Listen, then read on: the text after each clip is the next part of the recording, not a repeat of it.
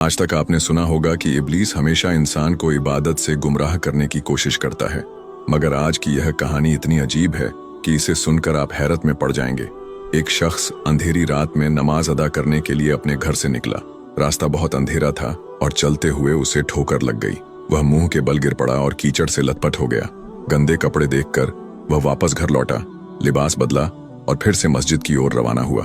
अभी कुछ ही कदम चला था कि उसे दोबारा ठोकर लगी और वह फिर गिर पड़ा, मगर उसकी हिम्मत कम न हुई। वह फिर घर लौटा, कपड़े बदले और एक बार फिर मस्जिद की ओर बढ़ा।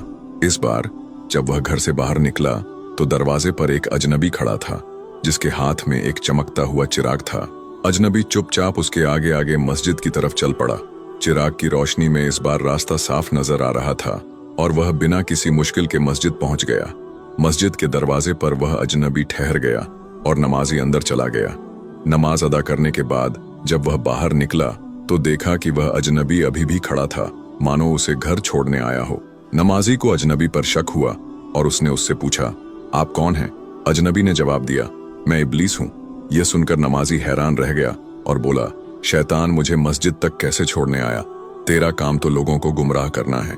इब्लीस हंसते हुए बोला, जब पहली बार तू गिरा तो अल्लाह ने तेरे सारे गुनाह माफ कर दिए।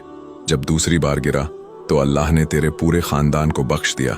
मुझे डर था कि अगर तू तीसरी बार गिरा तो अल्लाह पूरे गांव को बख्श देगा, इसलिए मैं चिराग लेकर आया ताकि तू बिना गिरे मस्जिद पहुंच जाए। यह सुनकर नमाजी की आंखों में आंसू आ गए। उसने सजदे में गिरकर अल्लाह का शुक्र अदा किया कि उसकी मेहनत और नियत को अल्लाह ने कबूल कर लिया।